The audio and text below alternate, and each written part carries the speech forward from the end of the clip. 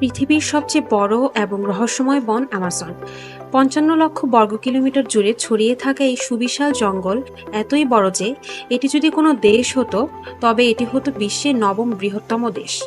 ৯টি দেশের সীমানা ছুঁয়ে থাকা এই জঙ্গলকে বলা হয় পৃথিবীর ফুসফুস। কিন্তু এই ঘন সবুজের আড়ালে লুকিয়ে আছে এমন সব বিস্ময় এবং ভয়ঙ্কর সব প্রাণী যা কল্পনাকেও হার মানায়। চলুন আজ হারিয়ে যায় আমাজনের গহীনে। আমাদের পৃথিবীর প্রায় ২০% অক্সিজেন আসে এই আমাজন জঙ্গল থেকে। এখানে গাছের ঘনত্ব এতটাই বেশি যে সূর্যের আলো মাটিতে পৌঁছাতে প্রায় ১০ মিনিট সময় লাগে। আর এই জঙ্গলের বুক চিরে বয়ে গেছে বিশ্বের দ্বিতীয় দীর্ঘতম এবং সবচেয়ে বেশি পানি বহনকারী নদী আমাজন নদী।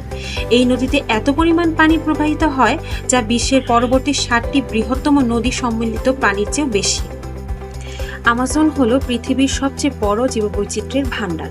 এখানে রয়েছে প্রায় ৪০,০০০ প্রজাতির উদ্ভিদ, ২৫০০ প্রজাতির মাছ এবং অসংখ্য প্রজাতির পাখি ও পোকামাকড়। তবে এই জঙ্গল যতটা সুন্দর ঠিক ততটাই ভয়ঙ্কর।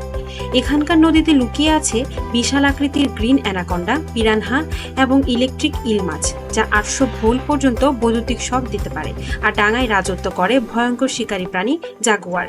এখানে এমন কিছু বিষাক্ত ব্যাঙ রয়েছে যাদের সামান্য স্পর্শেই মৃত্যু হতে পারে।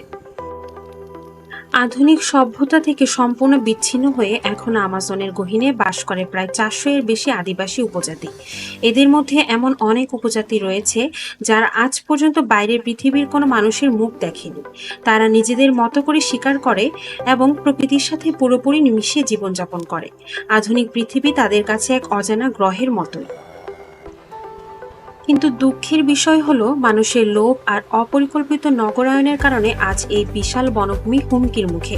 প্রতিদিন ফুটবল মাঠের সমান আয়তনের গাছ কেটে ফেলা হচ্ছে। এছাড়াও ভয়াবহ দাবানল ধ্বংস করেছে এর জীববৈচিত্র্য।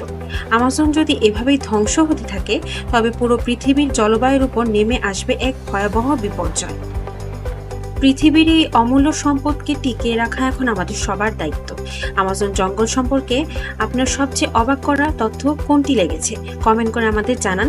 ভিডিওটি ভালো লাগলে লাইক দিন এবং এমন আরও আকর্ষণীয় ভিডিও পেতে আমাদের পেজটিতে লাইক এবং ফলো দিয়ে আমাদের সাথেই থাকুন। ধন্যবাদ।